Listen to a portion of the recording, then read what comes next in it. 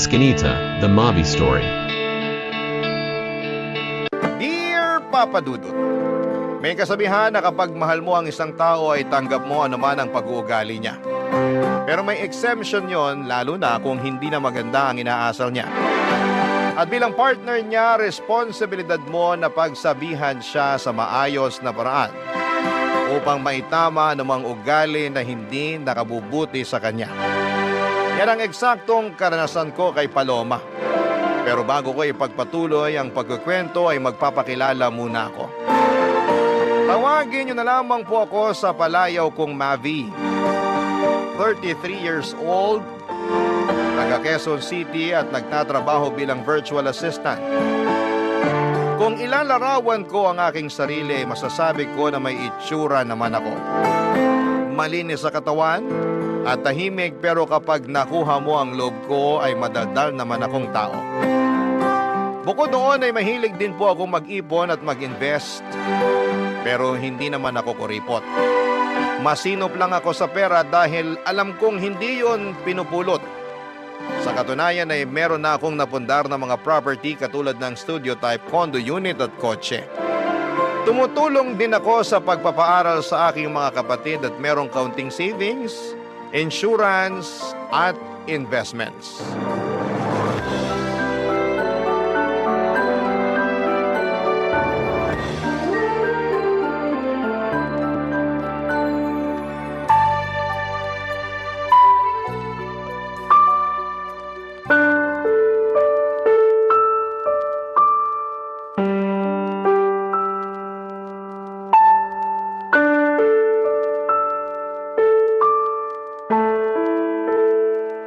Babe, bakit mo ginawa yun?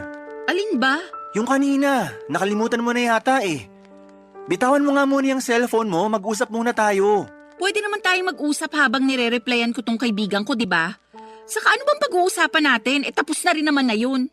Kaya ako nga tinatanong kung bakit mo ginawa yun. Nakakahiya. Wala akong pakialam kung nakakahiya na pinatulan ko yung pinsan mong epal. Ang tagal ko nang nagtiis sa pagpaparinig niya sa Facebook na social climber ako ganito-ganyan. Sumusobra na siya. Kaya ayun, nung nakita ko siya kanina sa party, di na ako nakapagtimpi. Lalo patingin-tingin pa siya.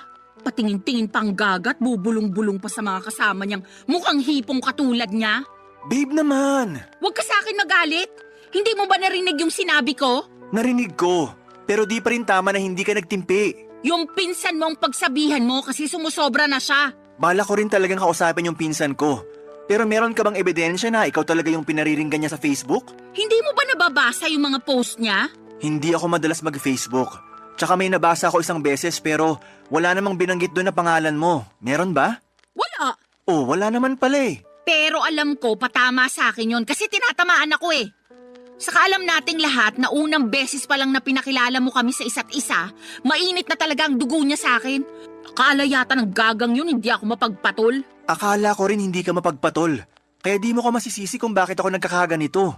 Ako yung hiyang-hiya kay tita kasi sa birthday party pa talaga ng pamangkin namin kay Umixena. Buti na lang mabait si tita dahil mas pinili niyang pagpasensyahan kayong dalawa kaysa masira yung araw. Pero grabe, nakakahiya talaga kayo. Wala na akong magagawa dyan. Meron naman eh. Sana masinabaan mo pa pasensya mo. Sana imbis na awayin siya na nakikita ng iba, kinausap mo na lang sa isang sulok para di na kayo nakagawa ng eksena. Sana bago ka nagdesisyon ng ganun nagsabi ka sa akin para ako na mismo yung kumausap sa pinsan ko. Boyfriend mo ako, di ba? Oo nga, boyfriend kita. Pero paano ko masasabi sa'yo, busy ka sa pakikipagtawanan mo sa mga kaibigan mong lalaki? Nakakahiya naman na istorbuhin ka, di ba? Bakit ka mahihiya? Wala namang kaso yun, lalo mahalaga naman yung sasabihin mo. Basta! O ano? Sasabihin mo na naman na hindi mo akalain na papatol pala ako. Pwes, sorry kung hindi ako perpekto. Paloma naman, hindi ganyan ang ibig kong sabihin. Tsaka wala namang pinanganak na perpekto sa mundo, di ba? Oo, pero yun ang pinapalabas mo at yun ang nararamdaman ko. I'm sorry. Sorihin mong mukha mo. Masama yung loob ko sa'yo. Bakit naman? Alam mo naman yun, tatanong-tanong ka pa. Dati ka bang baliw? Ano ba namang klaseng pananalita yan? Ay, sorry kung na-offend ka. Buti pa iwanan mo na lang ako rito sa room. Gusto ko mapag-isa. Pumunta ka na lang muna sa pamilya mo, baka hinahanap ka na nila At pag nakita mo yung pinsan mong epal, sabihin mo hindi ko siya aatrasan kahit saan kami abutin. Masyado ng mapapel. Tupiin ko siya sa 8 dyan eh. Papa Dudut, 6 na buwan na kaming magkarelasyon ni Paloma at pinakilala siya sa akin ng kaibigan ko. Nagustuhan ko naman siya agad dahil nasa kanya na halos lahat ng tipo ko sa isang babae. Noong bago pa lamang kami ni Paloma ay napakatahimik niya at mahiyain. Pero habang tumatagal ay nagiging madaldal na siya at kung ano-ano na ang bagay ang ginagawa niya. Isa na nga doon ang pagiging palaaway at palapatol niya sa lahat ng bagay. Hindi lang naman ang pinsan ko ang pinatulan niya. Mahilig din siyang makipagbangayan online at mag-comment ng kung ano-ano sa isang post. Kaya nga hiyang-hiya ako sa nangyari sa birthday party ng pamangkin ko. Buti na lang at hindi pala away ang pamilya namin kaya pinagpasensyahan at pinalagpas na lamang nila ang ginawang eksena ng girlfriend at pinsan ko. Pero humingi ako ng dispensa at sa kabilang banda ay kinausap ko ang aking pinsan tungkol sa akusasyon ni Paloma. Bagay na pinabulaan na naman niya. Mas lalo lang tuloy akong na-stress sa kanilang dalawa, Papa Dudut. At wala rin naman akong gustong kampihan kaya nga naggalit at nagtampo sa akin ng girlfriend ko. Pero makaraan, Papa Dudut, ang ilang araw ay nagkabati naman kaming dalawa.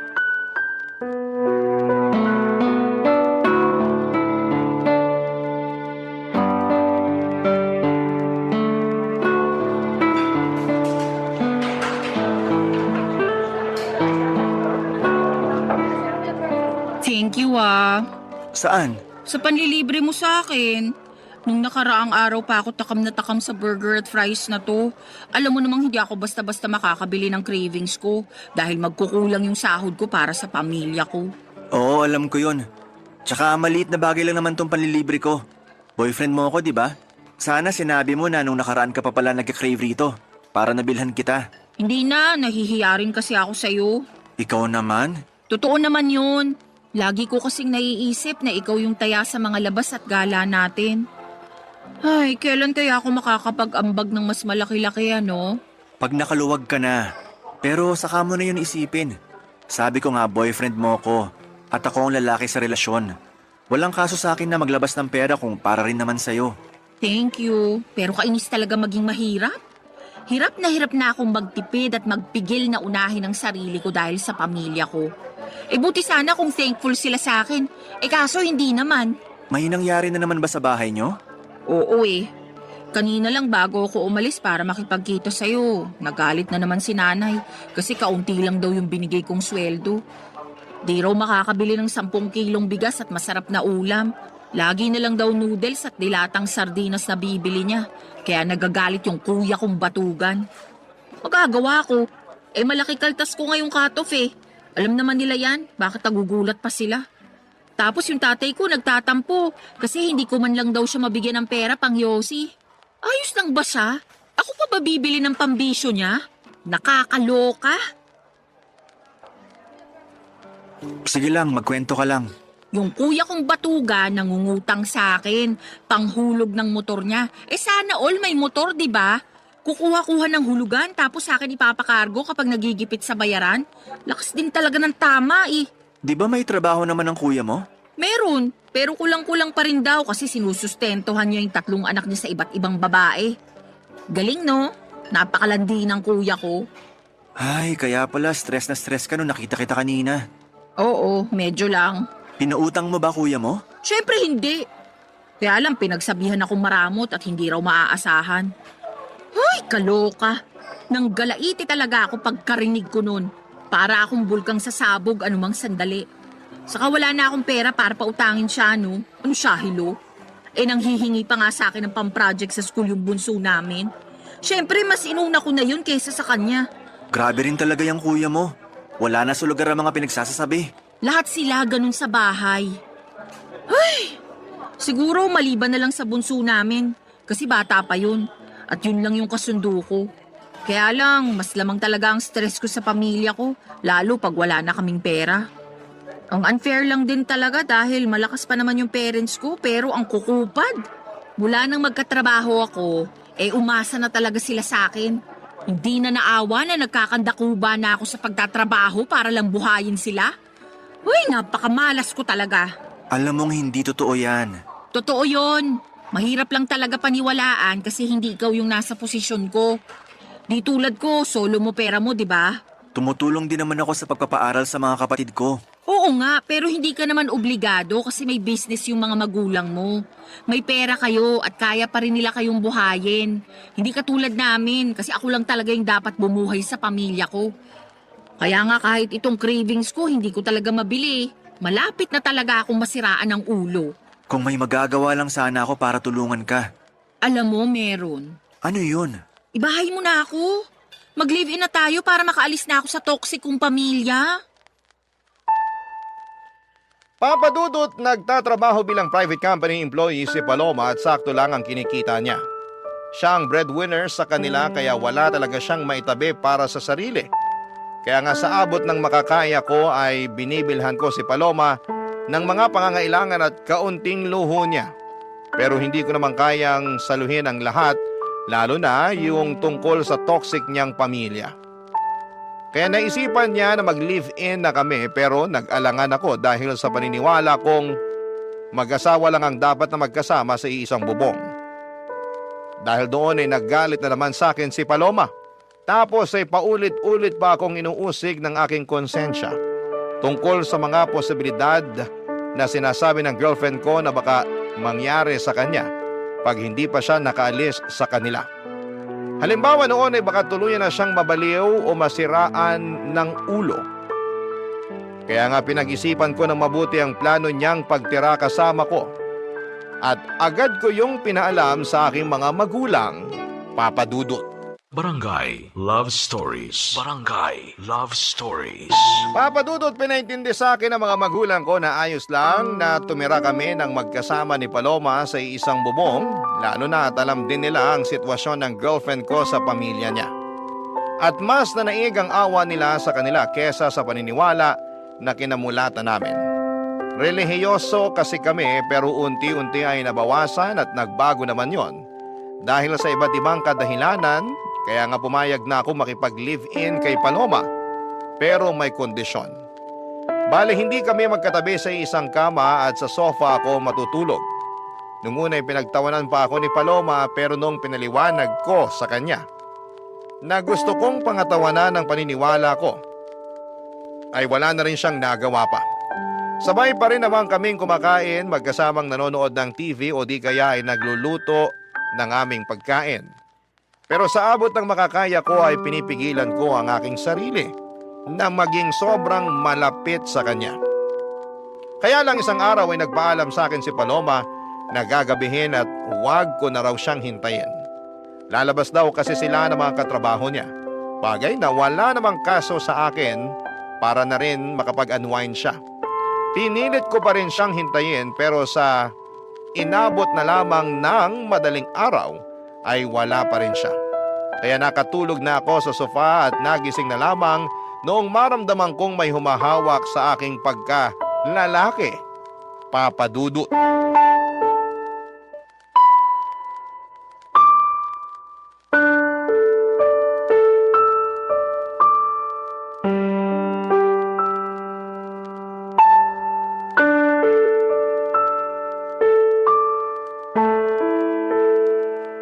Sabi na gusto mo rin talaga? Kunwari ka pa? Paloma, anong ginagawa mo? Bakit mo ko hinihipuan? Sobra ka naman sa hinihipuan. Baka nakakalimutan mong girlfriend mo ko. Hindi ko nakakalimutan yon. Alam kong girlfriend kita pero totoo namang hinihipuan mo ko. Bakit? Di mo ba nagustuhan? Hindi. Kasi alam mo naman yung paniniwala ko pagdating sa bagay na yan, di ba? Oo, at nakakabwisit ka. Bakit ka nabibwisit? Napag-usapan na natin to, di ba? Sabi mo naiintindihan mo ko. Kahit tinawanan mo muna ako at inasar-asaran nung una. Totoo namang sinubukan kong intindihin. Pero habang tumatagal, pakorni ka na ng pakorni Kalalaki mong tao, nagpipigil ka, nandito na tayo Magkasama na tayo sa iisang bubong. Ba't di mo pa ako sunggaban at samantalahin? Naririnig mo ba yung sarili mo? Naman, tingin mo sa akin, bingi? Hindi, pero nakakagulat na sa katulad mo pa talagang babae galing yung mga salitang yun. Girlfriend mo naman ako at boyfriend kita. Tingin mo sasabihin ko yun sa ibang lalaki? Ano ako, gaga?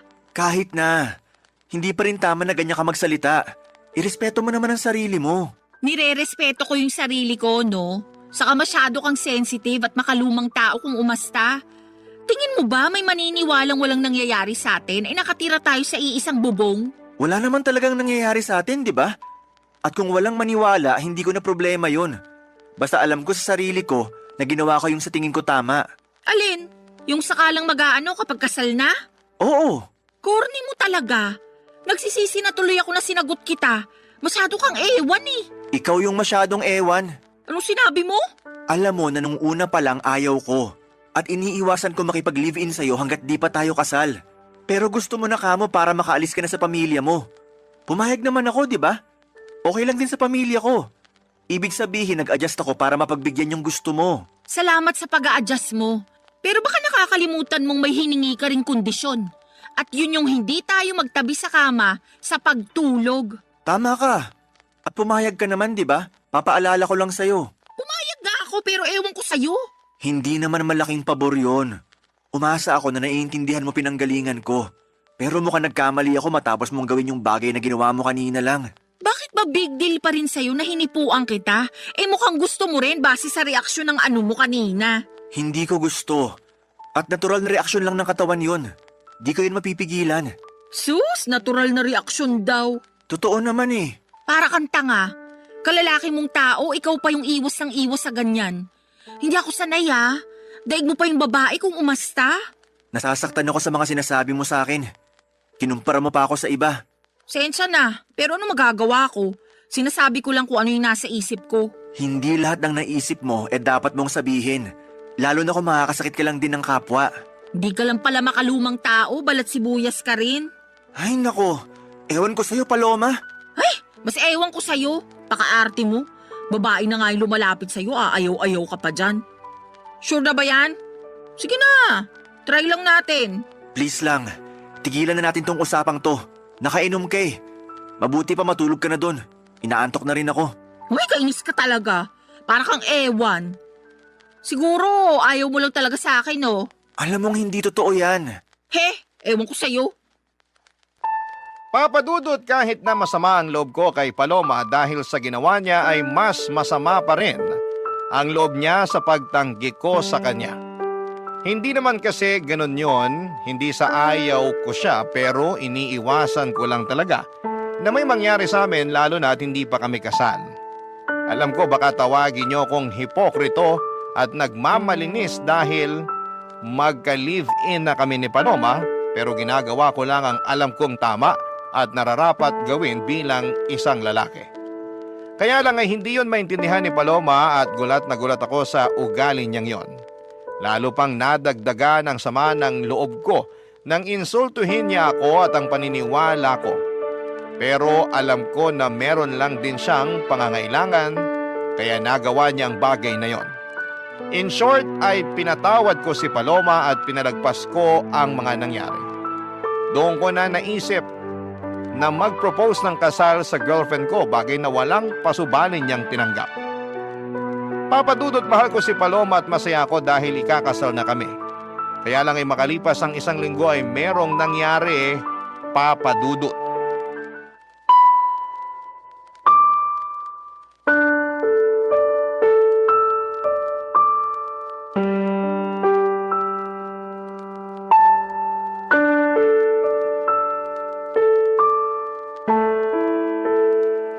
Babe naman, bakit ganun yung mga sinabi mo kay mama? Naalin ba? Na feeling ko nagkukulang ka na sa akin kasi hindi mo nabibigay pangangailangan ko? Na-stress na ako pero hindi ka makaramdam? Di mo man lang ako matanong kung anong gusto ko o kung saan ko gustong pumunta para mag-relax?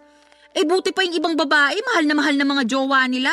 Pero ako ewan ko na lang talaga. Mahal kita. At kaya ko lang naman di nagawa yung mga sinabi mo dahil naging busy ako sa trabaho. Tapos wala pa akong energy pagkatapos kasi drained na drained ako. Drain na drain din naman ako at kitang-kita na yung sa mukha ko. Tingnan mo nga 29 years old pa lang ako, pero nagkaka-wrinkles na ako. Ang oily na rin ang mukha ko, halatang hindi na naaalagaan. Paano ko pa magagawa yun kung mas gusto ko na lang na matulog pag uwi ko rito sa unit mo, no? Buti ka pa nga kahit papano nagagawa mo pang mag-gym. Nito lang naman ako nagpa-member sa gym na malapit sa atin. Para may magawa rin akong iba bukod sa typical kong ginagawa, di ba? Tsaka niyaya kita.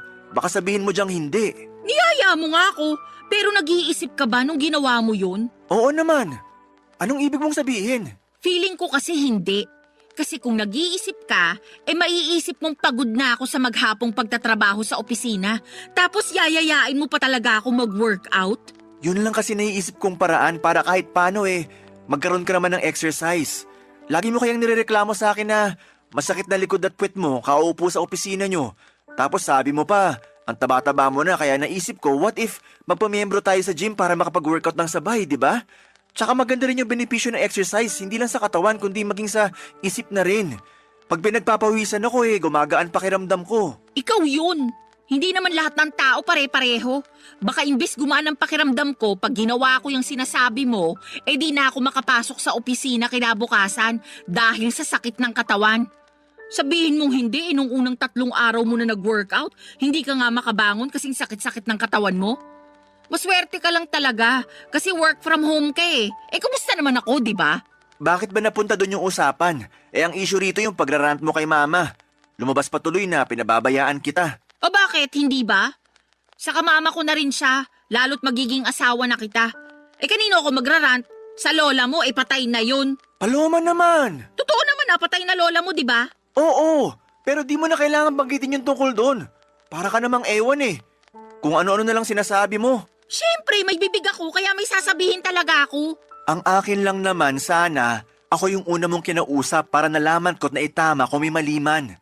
At nagawa ng paraan yung mga pagkukulang ko sa'yo. Yan tayo Gusto mo talaga sinasabi sa'yo yung dapat automatic ng ginagawa mo? Natural. Kaya ka nga may bibig para makapagsalita, di ba? Ikaw may sabi niyan kani-kanina lang. Ano pang silbi niyan kung di mo gagamitin sa tama? Ay, sumusobra ka na talaga. Ako pa yung sumusobra. Ikaw tong parang ewan dyan. Tsaka tayo yung nasa relasyon, kaya dapat sa atin pa lang inaayos na natin yung issue. Hindi na kailangan malaman nila mama. Tsaka na lang pag di na talaga natin kayang ayusin. Ano na lang sasabihin nila? Na hindi ako marunong magdala ng relasyon? Na pinababayaan kita, ganun ba? Alam natin na hindi yan totoo. Kasi mahal kita, Paloma. Papadudot aaminin kong hindi ako natuwa dahil nakarating pa sa mama ko ang mga reklamo ni Paloma. Para sa akin, ako ang unang tao na dapat niyang kausapin tungkol sa bagay na yon at hindi ang mga magulang ko. Nakakahiya kasi lalo na at meron rin silang sariling problema para problemahin pa ang mga reklamo ng girlfriend ko. Kaya nga hiyang-hiya ako sa mama ko dahil sa nangyari. Pero at the same time ay thankful din kasi pinayuhan niya ako kung ano ang dapat gawin upang maging mas maayos ang relasyon namin ng girlfriend ko. Tapos ay sinamantala ko na rin ang pagkakataon na kausapin si Paloma at ipaunawa sa kanya na hindi totoong pinapabayaan o tinitipid ko siya. Kung nabawasan man ang oras at pera na naibibigay ko sa kanya ay dahil lamang nag-iipon ako na para sa pangkasal namin.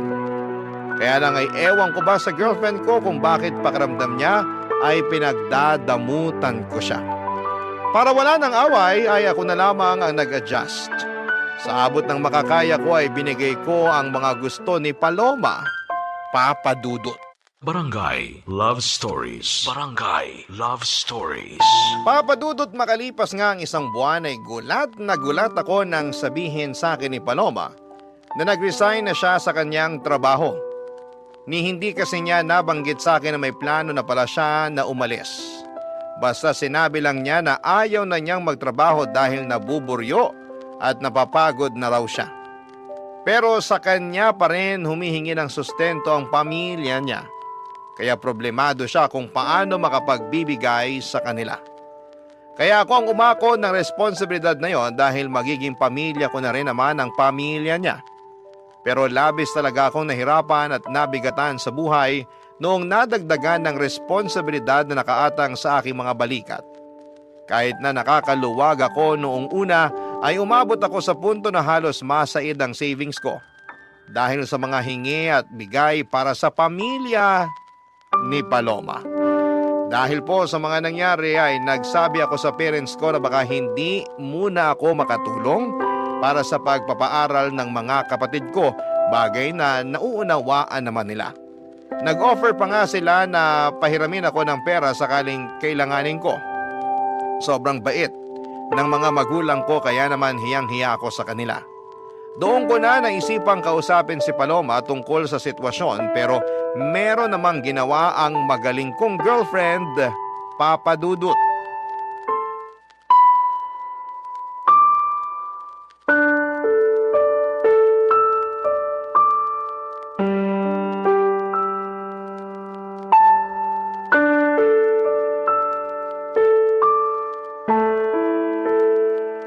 Paloma, anong ginawa mo?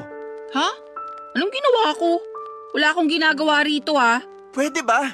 Hindi ito yung panahon para sarkastikuhin mo ko. Seryoso yung tanong ko sa'yo. Kasi nalaman ko lang naman na ang damit ang laki ng utang ko sa bangko. Oh, problema ko ba yun kung ikaw naman pala yung may utang? Ako nga. Kasi sa akin nakapangalan yung credit card na ginamit mo, kakaswipe sa mga bagay na gusto mong bilhin. Bakit ka nagagalit? Nakalimutan mo bang pinahiram mo sa akin yung credit card mo?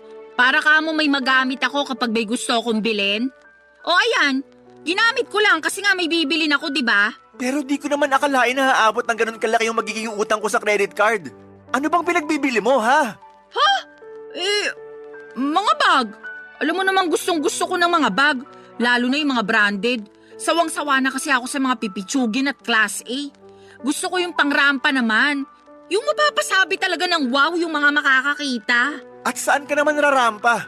Lagi ka namang andito sa condo unit. Grabe ka naman. Lumalabas din naman ako kasama ng mga dati kong katrabaho, lalo tuwing Biyernes ng gabi. Siyempre, kailangan ko rin ng social life dahil baka mabaliw na lang ako rito sa condo mo, no? Bukod sa mga bag, ano pang binili mo gamit credit card ko? Mga sapatos lang naman. Anong mga sapatos lang naman? Kaya pala sandamakmak na yung sapatos mo. Dalawa lang naman yung paa mo. Sobra ka naman magsalita. Siyempre, salit-salitan ko naman sinusuot yung mga yan, ano? Ikaw ang sobra. Kasi di ka marunong magtipid. Ano pa, bukod sa mga bag at sapatos? Ha? Bakit ba gusto mo pang isa-isahin ko? Hindi mo ba nabasa yung mga statement of account? Sagutin mo na lang. Kasi gusto ko sa'yo mismo nang galing. Oo na. Ano pa ba? Yung flight namin next month na mga kaibigan ko. Flight papunta saan? Sa Hong Kong. Alam mo namang pangarap kong makapag-ibang bansa, di ba? Plano namin puntahan yung sikat na amusement park doon. Yung... Paloma naman. Bakit ba kasi? Tanong-tanong ka pa. Sige nga. Paano ko ngayon babayaran tong mga kinaskas mo sa credit card ko? May trabaho ka naman, di ba? Ang laki-laki pa nga ng sweldo mo, kayang-kaya mo na yan. Malaki ang sweldo ko pero malaki rin ang mga gastusin ko. Baka nakakalimutan mo na cargo ko pa pamilya mo. Hindi ko nakakalimutan yon. Sa lagay nanunumbat ka, ganon. Magiging asawa mo na nga ako, di ba? Ibig sabihin, ang pera mo, pera ko na rin. Ang pamilya ko, pamilya mo na rin. Masyado kang mapanumbat. Hindi naman ako nanunumbat. Tsaka ngayon lang ako nagsalita. May narinig ka ba sa akin nung mga nakaraan? Wala, di ba? Pero para sa kaalaman mo, nahihirapan na rin ako. At kahit na anong gawin kong pagkatrabaho, kulang na kulang pa rin sa laki ng gastusin natin. Kaya nga sana matuto ka magtipid. Hindi naman kita pinagdadamutan, pero ipaalam mo muna sa akin kung may gusto kang bilhin para mapag-isipan nating mabuti. Hindi naman mahirap gawin yun, di ba? Hindi. Pero lahat na lang ba kailangan kong ipagpaalam sa'yo? Kung ganun lang din, sana hindi mo na binigay yung credit card mo sa akin para ipagamit. Di raw nanunumbat. Pero ano yung mga sinasabi mo? Porke wala akong trabaho, ganyan mo na ako tratuhin? Dinamay mo pa ang pamilya ko? Tama ba yun? Lagot ka talaga. Isusumbong kita sa nanay mo. Papadudot, sabihin na po nating sumabog na ako sa galit ng mga panahong yon. Kaya hindi ko na napigilan ang aking bibig na makapagsalita ng hindi maganda sa girlfriend ko. Pero pinagsisihan ko naman yon at inihingi ng tawad sa kanya. Kaya lang ay matigas ang puso ni Paloma at gusto niyang palabasin na inagrabyado ko siya. Na masakit daw akong magsalita, mayabang at mapagmataas porke ako ang kumikita sa aming dalawa. Totoo naman na ako pero hindi ako kailanman nagyabang at nagmataas sa kanya. Sa abot ng makakaya ko at pangunawa ay sinusustentuhan ko siya at ang pamilya niya habang nag-iipon ng pangkasal namin at pinagsasabay na bayaran ng iba pang mga gastusin sa araw-araw naming pamumuhay. Kaya naman alam kong ako ang agrabyado rito at may karapatan akong magsabi ng mga hinanakit ko. Aaminin kong hirap na akong pakisamahan si Paloma dahil napakabigat niyang dalhin. At sa araw-araw na lamang na ginawa ng Diyos ay palala ng palala ang kanyang pag-uugali, Papa Dudut.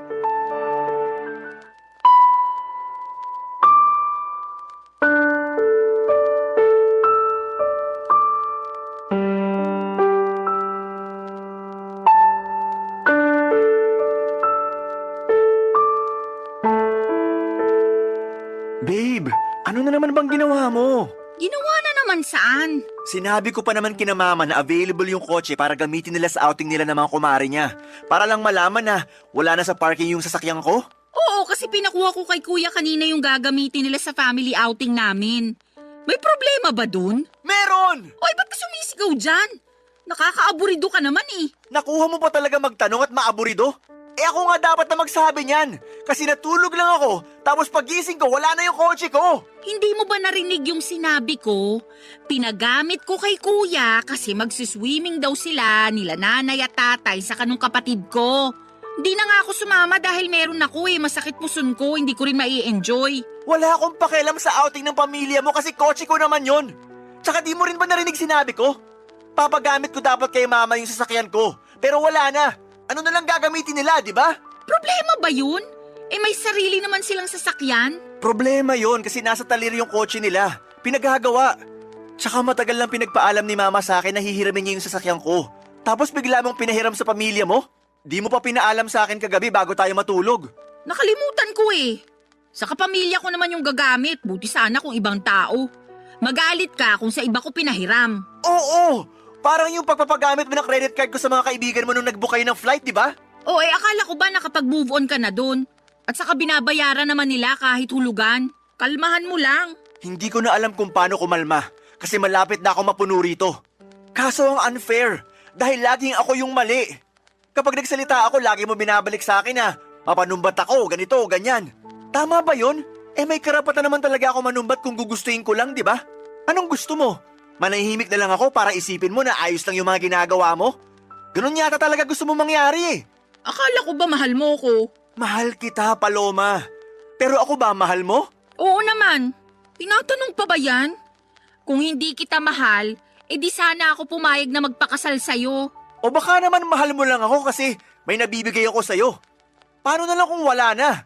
Ganun pa rin ba mararamdaman mo para sa akin? Ano ba namang tanong yan? Masyado ka nang nagiging madrama. Hoy, para sa kaalaman mo, wala tayo sa TV at radyo para magsalita ka ng ganyan. Kakainis to. Kita mong masakit yung puson ko, dumadagdag ka pa Diyan ka magaling. Imbis na sagutin ng diretso yung tanong ko, kung ano-ano na namang sinasabi mo. Alam mo, napapagod na ako. Napapagod na ako sa relasyon natin. Napapagod na ako sa'yo at sa pamilya mo. Anong ibig mong sabihin? Hindi ka talaga makahalata, no? Di ka rin marunong makiramdam. Sarili mo lang mahalaga sa'yo. Kaya paano pa ako nakakasiguro na mahal mo nga ako? Nang dahil lang sa kotse na pinahiram ko sa kuya ko, nagkakaganyan ka na? Ang malala, nag-historical ka pa talaga. Inungkat mo lahat Saka kung sa usapang pagod lang naman, mas pagod kaya ako sa'yo. Pagod ka saan? Sa relasyon natin? Oo, kasi pakiramdam ko kinokontrol mo ko. Ipapaalala ko lang sa'yo hindi pa tayo mag-asawa. At kahit mag-asawa na tayo, wala ka pa rin karapatang diktahan yung buhay ko. Bigla ko tuloy na miss maging malaya. Yung walang iniisip o pinoproblemang mababaw na issue. Sige, simula sa araw na to, malaya ka na. Ha? Anong sabi mo? Sabi ko, simula sa araw na to, malaya ka na. Kasi nakikipaghiwalay na ako sa'yo. Tapos na tayo. Papa Dudut, nagmakaawa pa sa akin si Paloma na bawiin ko ang pakikipaghiwalay ko sa kanya. Pero naging matigas ako ng mga panahong yon. Kahit na apektado na ako sa pag-iyak at paghingi niya ng paulit-ulit na sorry, ay tinatagan ko ang sarili ko upang tiisin siya. Sobra na kasi ang mga ginagawa niya sa akin na pinalagpas at pinagpasensyahan ko lang. Siguro'y panahon na rin para bigyan ko ng pabor ang aking sarili na maging malaya mula sa mga responsibilidad ko sa kanya. Walang nagawa si Paloma noong nakipaghiwalay na talaga ako sa kanya. Agad niyang inimpake ang mga damit niya at umalis sa condo unit ko. Aaminin kong gusto ko siyang pigilan, pero may isang bahagi sa akin na nagsasabing wag na akong kubuha ng bato na ipupukpok ko lang din sa ulo ko. Kaya lang ay may mga sandali pa rin talaga na nakokonsensya ako sa pakikipaghiwalay ko kay Paloma, lalo na at malapit na kaming ikasal. Sana'y mapayuhan ako ng mga kabarangay natin kung tama bang bawiin ko ang pakikipaghiwalay ko sa dati kong kasintahan at mag-umpisa ulit kami ng bagong buhay o pangatawanan ko na lamang at tumanap ng ibang babae na mas mabuti para sa akin. Aaminin ko na mahal ko pa rin si Paloma. Hanggang dito na lamang ang sulat ko, Papa Dudut. Maraming salamat po sakaling mapili po ninyong i-ere ang kwento ng buhay ko. God bless and more power sa Barangay Love Stories. Ang inyong forever kapuso at kabarangay forever, Mavi. Dear Papa Dudut, good day sa inyo at sa mga bumubuo ng Barangay Love Stories. Tawagin niyo na lamang po ako sa pangalang Solana. 29 years old, taga Cardona, Rizal at isang online seller. Pero dati ako nagtatrabaho sa isang private company. Sa kasalukuyan ay buntis ako sa first baby namin ng husband ko, pero meron na akong unang anak sa ibang lalaki. Panati ko talaga ako ng programa ninyo, Papa Dudut, at hanggat maaari ay wala akong kinakaligtaang episode sa radyo. Kumbaga ay hindi kumpleto ang pananghalian hanggat hindi kami nakatune in kay Papa Dudut. Tapos isang araw ay naisipan kong magpadala ng sulat sa inyong programa upang marinig ko namang umere ang sarili kong kwento. Kahit naman paano ay merong makukuhang aral at inspirasyon ang mga kabarangay natin sa mga karanasan ko sa buhay. Magsisimula ang lahat taong 2023 kung saan ay sa edad kong 27 years old ay gustong-gusto ko nang mag-asawa. Kaya lang ay wala pa nga akong boyfriend noon, bagay na nakadagdag pa sa aking frustration. At palagi ko yung sinasabi sa aking nanay, Papa Dudut.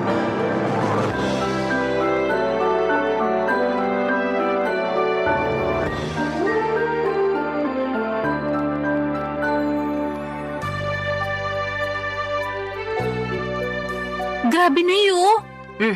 Anong grabe? Yung classmate ko nung elementary at high school, mag-aapat na yung anak. Tignan niyo yung post niya dito sa Facebook. Pinakita niya yung pregnancy test niyang positive. Dami nga nag-congrats sa kanya. Talaga? Tingin nga. Galing, di ba? Kasing edad mo lang din yan, ano? Mas matanda po ako ng 1 taon sa kanya. Ibig sabihin, 26 years old pa lang siya tapos nakaapat na anak na. Mismo. Naku, napakasipag naman nila mag-asawang gumawa ng bata. Hayaan mo na po, buhay naman nila yan eh. Sa bagay, mahalaga lang naman dun hindi napapabayaan yung mga bata. Kahit mag-anak pa sila ng 100, ayos na ayos lang. Grabe naman po sa 100. Aba, nangyayari naman yun na. Kami nga 18 magkakapatid, di ba? Mas grabe pala kayo, Nay. Ay, ewan ko sa'yo, Solana. Minsan napaka-OA mo. Sobra naman po kayo. Oh, totoo naman. Diyan pa lang sa mga reaksyon mo, akala mo unang beses mo palang narinig na 18 kami magkakapatid. Sensya na po. Hala, kinasal na pala siya? Sino? Ito po dati kong katrabaho. Nagpunta na rin po siya dito sa bahay ng birthday niyo. Siya lang talaga in-invite ko noon kasi okay naman siyang kasama. Natatandaan ko nga na katulad mo wala pa rin siyang asawa nun. Pero masaya naman ako kasi sa wakas kinasal na siya. Masaya rin po ko. Pero sobra naman kayo sa pagsasabi na katulad ko wala pa siyang asawa. Noon yun kasi ngayon kasal na siya. Sa katotoo naman na wala ka pa ring asawa, di ba? Pati nga boyfriend, wala pa rin eh. Kaya nga medyo nalungkot po ako. Ha? Bakit? Kasi tumatanda na ako pero wala pa rin ako nakikilalang lalaki na mamahalin at gugustuhin pakasalan. Ay, ayoko pong tumandang dalaga at mamatay na hindi pa nararanasan ang sarap ng buhay. Pinagsasasabi mong sarap ng buhay ang hirap kaya magkaanak lalo na sa panahon ngayon, ano? Napakamahal ng mga bilihin at serbisyo. Kung mahirap ka, dapat manahimik ka na lang sa isang tabi. Siyempre, pagsisikapan naman po namin na magiging asawa ko yung pamilya na bubuuin namin. Hindi namin ipaparanas sa magiging anak namin yung hindi magandang buhay. Eh, sa bagay, di naman kita mahahadlangan kung ramdam mo na dyan sa mga buto-buto mo na gusto mo nang mag-asawa at bumuo ng sarili mong pamilya. Kahit na mahirap ang buhay, masarap pa rin na meron kang asawa at mga anak. Kaya, sige, humayok at maghanap ka na ng magiging boyfriend. Siguraduhin mo lang na yung mapipili mo yung lalaking responsable, marunong sa pamilya, mabait, may pangarap, hindi lang para sa sarili, kundi lalong-lalo na sa inyong magiging anak nyo. At higit sa lahat, hindi mapanakit. Nako, subukan ka lang niyang saktan. Lalatiguhin ko pati mata niya. Si nanay talaga, wala pa nga eh. Sinasabi ko lang sa'yo yung gagawin ko kapag maling lalaking napili mo. Kaya ayusin mo paghahanap ng matinong mapapangasawa, ha? Boyfriend po muna, wala pa nga akong boyfriend eh. Kala ko, diretso kasalan kasi atat na atat ka na dyan eh. Nay talaga, O bakit? Totoo naman sinasabi ko sinabi ko bang hindi? Buti na yung nagkakaliwanagan. Masyado talaga kayong mapangasar. Para namang di mo ako kilala. Mapang-asar talaga ako at nasa iyo na lang kung maaasar ka. Ay, pero seryoso nak, kung anong magpapasaya sa'yo, gawin mo. Marami-rami ka na rin sinakripisyo para sa pamilya natin. Panahon na para mapagtuunan mo naman ang pansin ng sarili mong buhay. Papa Dudut, masyado kasi akong naging tutok sa pagtulong sa pamilya namin simula mawala ang aming tatay. Bata pa kami noon at talagang ginapang kami ni nanay sa paghahanap buhay. At bilang panganay sa 3 magkakapatid ay sadya kong kinalimutan ang pagla-love life at ang aking sarili. Pero aminado akong gusto ko na talagang bumuo ng sariling pamilya that time at masaya naman ako kasi suportado ako ng aking nanay. In fact, siya pa ang kontodo push sa aking makipag-date o magpaligaw kaya ginawa ko ang mga payo niya. Bilang unang hakbang ay nag-install ako ng dating app sa aking cellphone. Nagpatulong pa nga ako sa best friend ko na pumili ng maganda at pinaka-the best kong picture na gagawin kong display profile. First time ko lamang kasing gumamit ng dating app at sa tanang buhay ko, isa pa lang ang nagiging boyfriend ko. Pero matagal na yon dahil nag-aaral pa lamang ako sa high school at sa pagkakatanda ko ay umabot lamang kami ng 1 buwan. Fast forward. Meron ako nakilala at nakamatch na lalaki sa naturang dating app na gamit ko ng mga panahon na yon. 2 linggo rin kaming nag-usap bago kami nag-decide na magkita na. At may nangyari na nga sa amin ang unang araw na yon. Kaso makalipas ang 1 buwan at kalahati, bigla na lamang siyang naglaho na parang bula, Papa Dudut.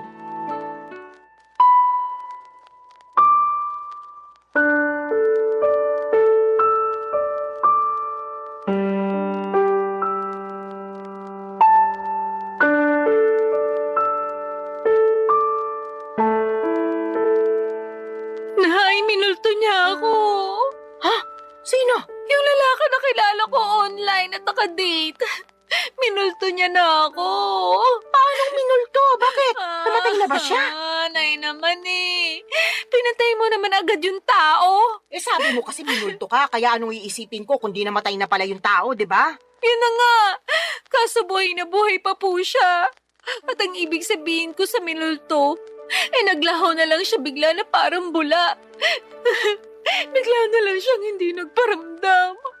Hindi ko na matawagan. At hindi na rin siya nagre-reply sa mga text ko. Naku, minulto ka nga. Sumalangit nawa. Nay naman eh. Sabi mo sa akin, nagkakamabutihan na kayo, di ba? Opo. Akala ko rin papunta na kami sa pagiging mag-boyfriend-girlfriend kasi okay naman yung date namin. Nagsabi pa nga siya na plano niya akong ligawan at pumayag naman ako. Kaya lang... Kaya lang ano? Nawala siya bigla pagkatapos niya makuha sa akin yung pagkababae ko. Hala ka! Ibig mo sabihin, sinabi mo ng perlas ng silanganan? Opo! Ako nalintikan na. Teka, Nay, nasusuka ako. Ay, sinasabi ko na nga ba? Pumunta ka doon sa lababo. Doon ka sumuka. Naku. Ay, hindi kaya buntis ka? Pwede po ba yun? Oo naman. May nangyari sa inyo kamo. Tapos nagkakaganyan ka. Malamang buntis ka. Niregla ka na ba? Hindi pa nga po eh. Mag-iisang linggo na. Nalintikan na talaga. Paano nga po kung buntis ako? Ano nang gagawin ko? Bigla akong tinakasan ng tatay ng anak ko. Hindi ko alam kung anong gagawin mo, pero siguraduhin mo muna na buntis ka nga. Magano ka? May mag-pregnancy test. Ayoko po. Anong ayaw mo pinagsasasabi mo dyan? Natatakot po ako eh. Paano kung positive? Wala na tayong magagawa dyan. Saka na lang natin isipin kung ano yung susunod nating gagawin kapag totoo na buntis ka nga. Pesting buhay naman oh. Ngayon pa talaga nangyari to kung kailan bigla namang nawala yung nakabuntis sa akin. Kasalanan mo rin naman kasi. Sana bago ka bumuka ka dyan, sinigurado mo muna na gumamit ng proteksyon yung lalaking yon. Oh, kita mo nangyari. Tingin ko, nakatunog yun na mabubuntis ka niya. Kaya biglang naglaho na parang bula. Wala naman po sanang kaso kahit mabuntis niya ako eh. Kaya lang ang kiniinis ko, iniwan niya ako bigla. Akala ko ba naman nagkakaintindihan na kami? Na mahal na namin ang isa't isa. Pero mukhang hindi po pala ganon. Hindi talaga. Kasi nakuha na niya yung gusto niya sa'yo. Napakasama niyang tao. Sinabi mo pa. Sana makarma siya sa pangiiwan niya sa'yo at sa magiging anak niyo kung totoo nga na buntis ka. Kinakatakot ko lang po na baka hindi ko kayanin. Alin? Yung pagbubuntis ko po. Ewan, naguguluhan pa po ko, nalilito. Masyado mabilis yung mga pangyayari. Kahit na anong mangyari, kailangan mong kayanin dahil nandiyan na yan. Alangan namang ipalaglag mo yung dinadala mo Malaking kasalanan niya sa Diyos. Tsaka, hindi ka na bata, Solana. Nung nakaraan lang, paulit-ulit mong sinasabi na gusto mo nang mag-aanak at magkaroon ng pamilya, di ba? O ayan na, magkakaanak ka na sakaling buntis ka nga. Kaya dapat kayanin mo. Huwag kang mag-alala. Nandito ang nanay. Akong bahala. Gagabayan kita. Papadudot ng sumunod na araw ay nakumpirma kong buntis nga ako. Buti na lang talaga ay nandyan ang nanay ko dahil kung wala siya malamang ay hindi ko na alam ang aking gagawin. Dahil sa biglang pagtakas ng lalaking nakabuntis sa akin ay natakot ako sa responsibilidad ng pagiging nanay sa baby na nasa sinapupunan ko ng mga panahong yon. Kaya nga malaki ang pasasalamat ko kay nanay dahil to the rescue siya. At kahit na extra challenge ang naging pagbubuntis ko ay si nanay ang katuwang ko, Papa Dudut. Unti-unti ay natutuhan kong mahalin ang baby na dinadala ko ng mga panahong yon. Inisip ko kasi na tama naman ang sinabi ni nanay. Walang kasalanan ang anak ko sa ginawa ng tatay niya. Sadyang meron lamang mga lalaki na hindi marunong magtaguyod ng pamilya. Nasa una lang magaling at duwag naman sa responsibilidad. Malas lamang ako kasi ganong klase ng lalaki ang natagpuan ko, Papa Dudut. Barangay Love Stories. Barangay Love Stories. Papa Dudut, makaraan ng 9 na buwan ay naipanganak ko ng malusog ang aking panganay. Nag-leave ako noon sa opisinang pinapasukan ko at noong matapos yun ay agad na rin ako nagbalik trabaho. Kailangan ko nang magdoble kayod upang matustusan ang pangailangan ng anak ko. Alam ko na simula maging nanay ako ay dapat huli ko nang isipin ang aking sarili dahil laging unang-una ang kapakanan ng baby ko. Kaya lang ilang buwan pa lamang akong nagtatrabaho ulit ay nakaramdam na ako ng matinding kapaguran. At hindi yon Yung klase ng pagod na nawawala kapag pinahinga mo, kundi naghahalo-halong pagod mentally and physically.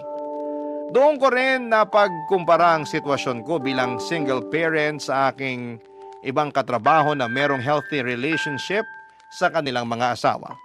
Gusto ko lang naman ang katuwang sa buhay at mag-aalaga sa akin dahil matagal na panahon din ako ang nag-aalaga sa iba. Pati ba naman sa sarili kong anak ay ako pa ring mag-isa. Kaya nga binanggit ko yon sa nanay ko dahilan para sermonan niya ako ng todo-todo, Papa Dudut.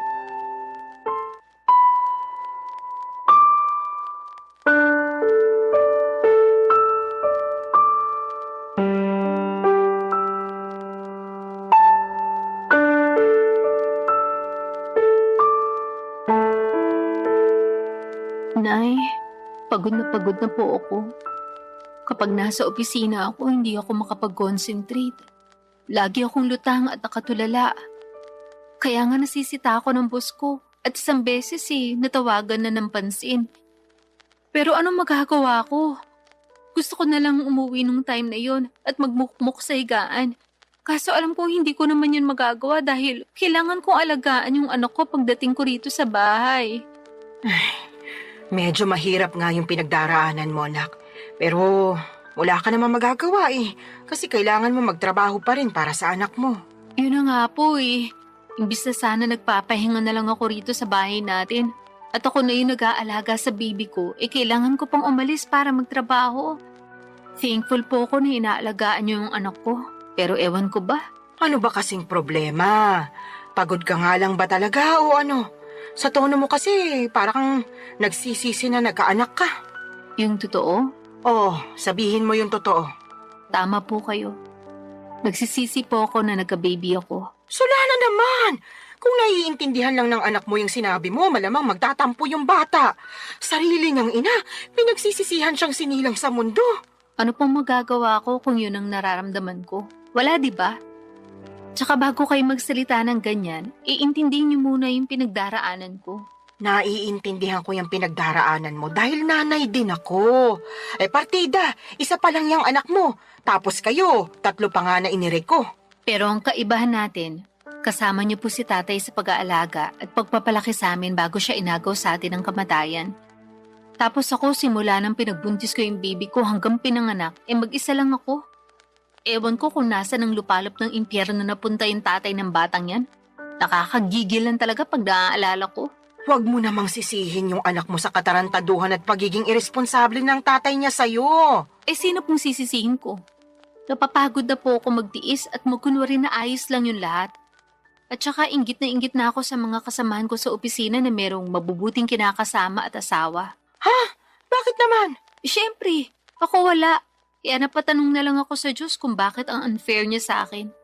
Hindi naman ako makasalanang tao Nagpapakitino naman ako sa abot na makakaya ko.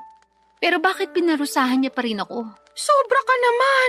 Para mo na rin sinabing pagpaparusa yung pagkakaroon mo ng anak. Totoo naman po. Ay, maghinay-hinay ka nga sa mga sinasabi mo.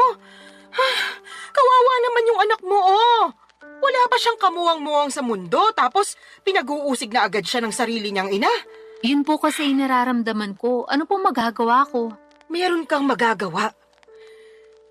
Sana pinigilan mong maisip yan. Para hindi mo na naramdaman kasi maling-mali yan. Doon pa lang sa mainggit alam mong hindi na magandang katangian yun. Sana ganun lang kadali yung gusto niyong mangyari. Wag kasi puro sarili mo yung isipin mo, lalo may anak ka na. Dapat pag nanay ka na, isang tabi mo yung nararamdaman mo at pagtuunan ng pansin yung anak mo. Paano ko nga po magagawa yun kung napapagod na ako? Ay, sana talaga hindi na lang ako pumayag na ituloy yung pagbubuntis sa batang yan. Aray ko! Bakit niyo ako binatukan, Nay? Nagtatanong ka pa talaga kung ano-ano yung sinasabi mo dyan. Kinabutan ka nga! Hindi naman kasalanan ng apo ko na nabuo siya dahil sa kapusukan niyo Tapos sasabihin mo na sana hindi mo na lang tinuloy yung pagbubuntis mo sa kanya. Sumusobra ka na talagang babae ka! Papa Dudut, doon ko mas napagtanto ng husto na mahirap maging single parent at kung may choice lamang akong baguhin ang kapalaran ko ay gagawin ko. Oo, mahal ko nga ang anak ko pero nawawalan pala ng saysay ang lahat pag nanaig na yung labis na pagod. Tinanim ko sa isipan ko na ang aking anak dapat ang priority ko bago ang sarili ko, pero mas nanaig sa akin ang kagustuhan na makatagpo ng lalaki na magiging katuwang ko sa buhay at mag-aalaga sa akin bilang kapareha niya, at kung loloobin ay may bahay. Kaya nga nagsimula ulit ako makipag-usap online kahit na inuusig pa rin ako ng aking konsensya at ng mga sinabi ni nanay. Naiintindihan naman daw niya ako, pero nandun pa rin yung sermon niya tungkol sa dapat mas pagtuunan ko ng pansin ang aking anak bago ang sarili ko. Para sa akin ay hindi niya talaga ako nauunawaan. Hindi nagtagal ay meron akong nakausap na lalaki sa dating app at mabilis lang din kaming nagkapalagayan ng loob, Papa Dudut.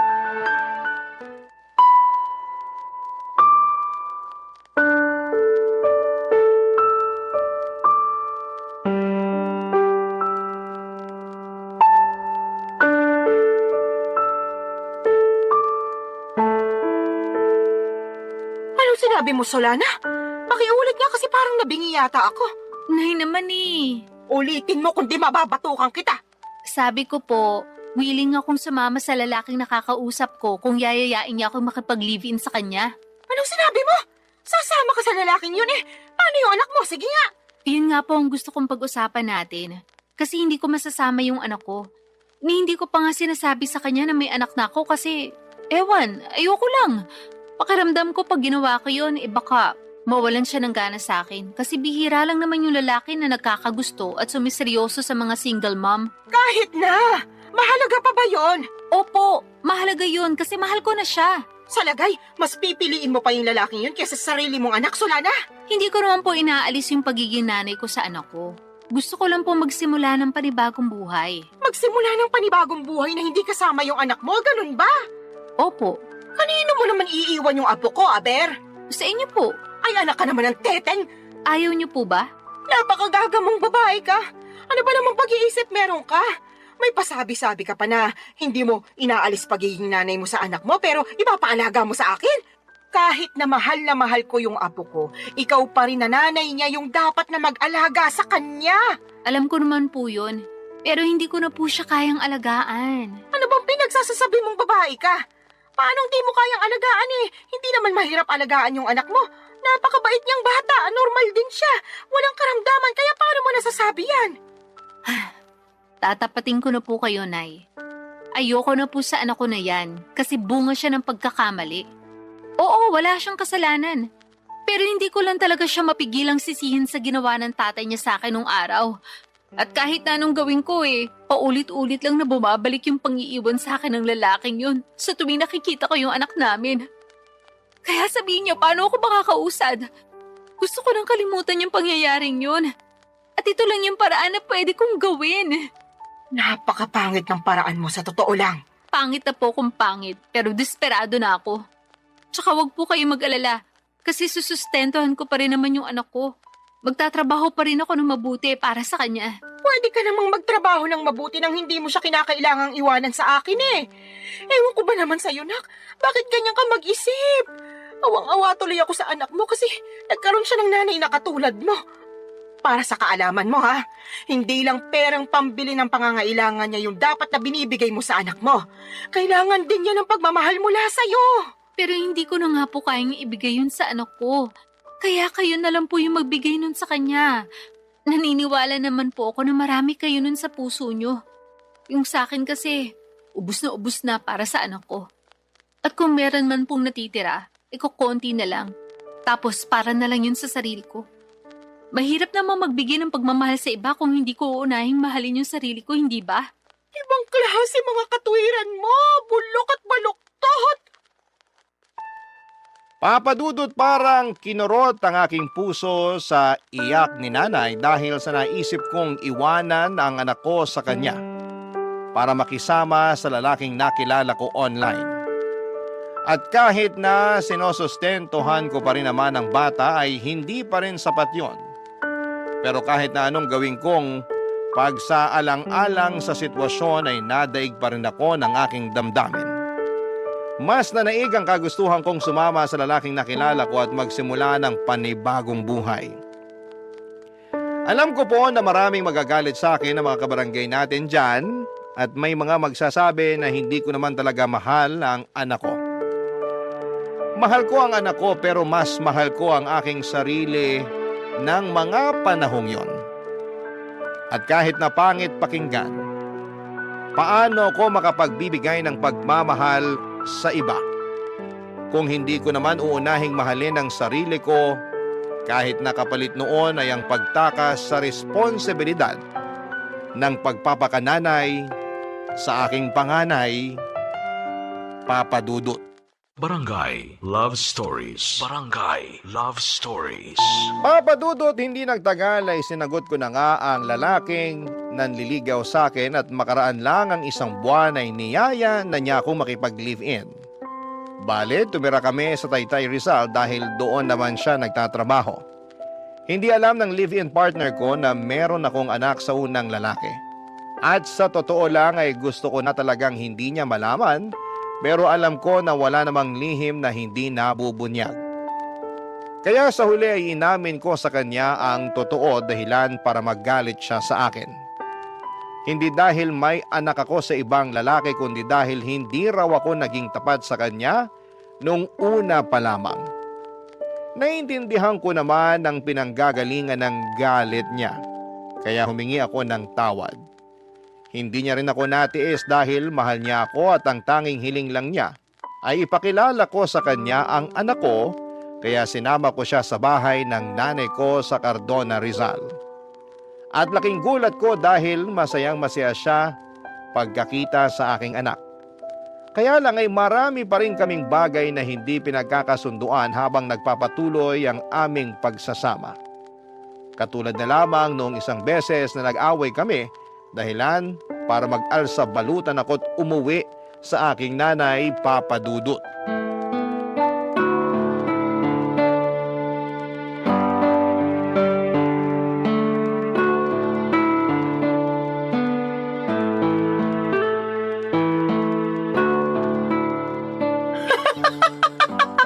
Ano nga ulit yung dahilan ng away niyo, anak? Sinabi ko na po, di ba? Paulit-ulit kayo eh. Hindi ko nang mapigilan. Bakit ba? Kaya sabihin mo na kasi ulit. Sige po, pero last na to ha. Feeling ko kasi inaasar nyo lang ako eh. Sige na, ano nga ulit yung rason? Bakit ka nag-alsa balutan paalis sa inuupahan niyo at umuwi ka rito sa atin? Nag-away po kasi kami nung kinakasama ko dahil binuksan ko yung delata ng paborito pala niya tapos inulam ko. Dilata lang pala, tapos pinag-awayan nyo na. Grabe, hindi ako makapaniwala para kayong mga bata. Hindi ko naman po kasi Ay, sinasadya naku. nung mabuksan yun. At saka siya naman may sabi na mag-ulam na lang daw ako ng delata dahil hindi nga siya nakapagluto. Nagkataon na overtime ako sa work. Tapos siya naman nagbago oras ng shift niya. Kaya umalis siya na maaga. Syempre, bilang wala na ring lakas magluto pa, naisip ko nga magbukas na lang ng delata. Ano ba kasing delata yon? Sardinas ba? Corned beef po, yung medyo mamahali na brand. Hindi mo ba alam na paborito niya yon? Alam ko po na paborito niya yun, pero hindi ko naman akalain na magagalit siya sa akin ng gusto dahil lang sa dilatang yun. As in, galit na galit siya. More on, tampo na para bang batang nagmamaktol yung lolo niyo. Akala mo kung sinong inapi. Ginising pa talaga ako para pagdabugan, matapos niya makitang nasa basurahan na yung delata na inulam ko kagabi. Nagkataon na isang piraso na lang yun, tapos plano niya raw ulamin pag uwi niya. Anong ginawa mo pagkatapos? Syempre, nagalit din ako kasi para siyang tanga. Kagigising ko lang nun tapos naalimpungatan pa ako sa sigaw niya. Tapos bubungaran niya ako ng sermon kesyo ganito ganyan. Aba, hindi rin po ako nagpatalo. Kaya sinagot ko siya para ipagtanggol yung sarili ko.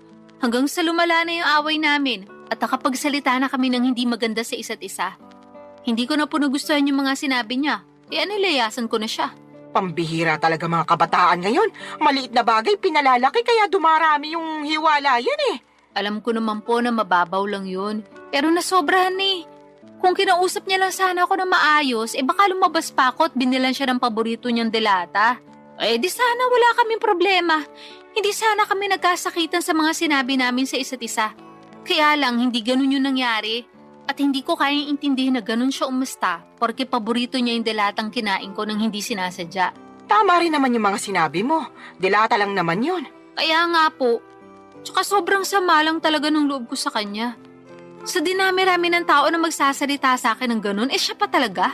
Ayun, hindi na ako nakatiis, kaya nilayasan ko na siya. Hindi talaga maiiwasan yung pagkakaroon ng hindi pagkakaintindihan sa relasyon.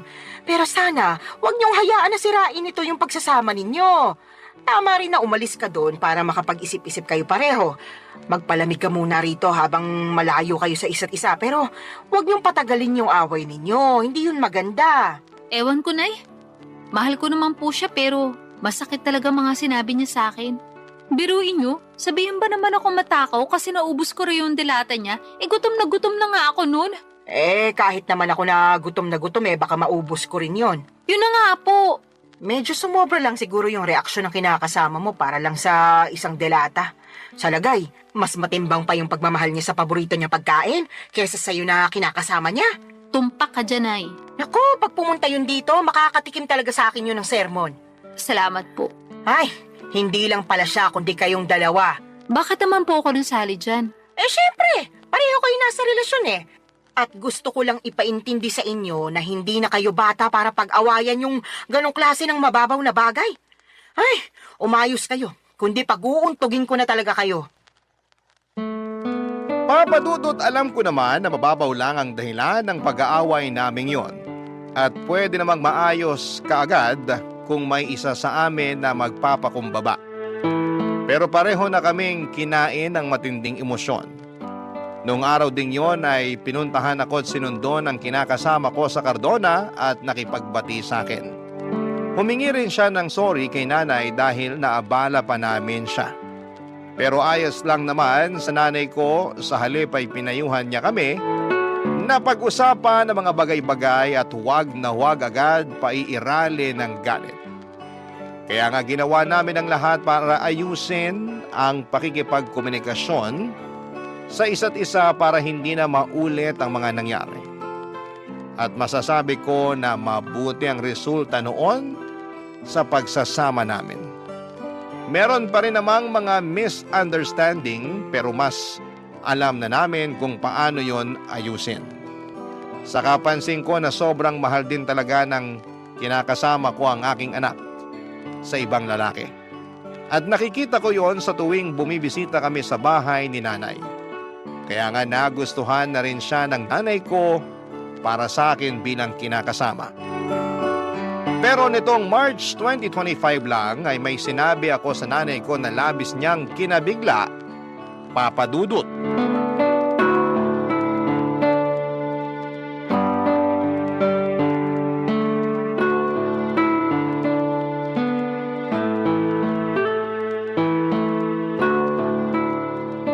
Nay, may sasabihin po ako sa inyo. Pero huwag kayong mabibigla Depende kung sasabihin mo maganda ako, matagal ko nang alam yon. Puro kayo biro. Sa tingin mo nagbibiro ako? Nakakasakit ka ng damdamin Siyempre, maganda po kayo. Kanino pa po ba ako magmamana kung di sa inyo lang, di ba? Yan, sige, utuin mo pa ako. Ano ba kasi yung sasabihin mo at may pasabi-sabi ka pa ng wag ako mabibigla? Tungkol po sa amin ang kinakasama ko. Ang totoo, niyaya niya na ako magpakasal kahit sa West lang daw po muna.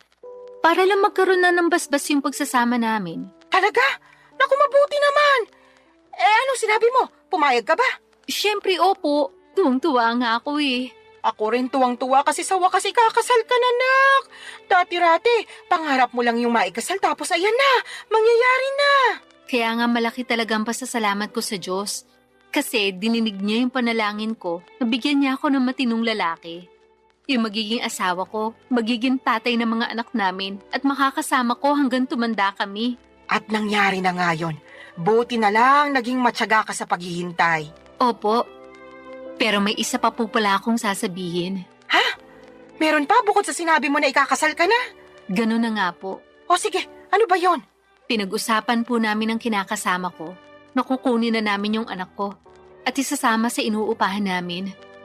Gusto po niya na isang buong pamilya na kami at handa naman siyang ampunin yung bata para siya na ang kilalaning ama. Ayos lang po ba sa inyo yun? Tinatanong pa ba yan? Siyempre ayos na ayos sa akin.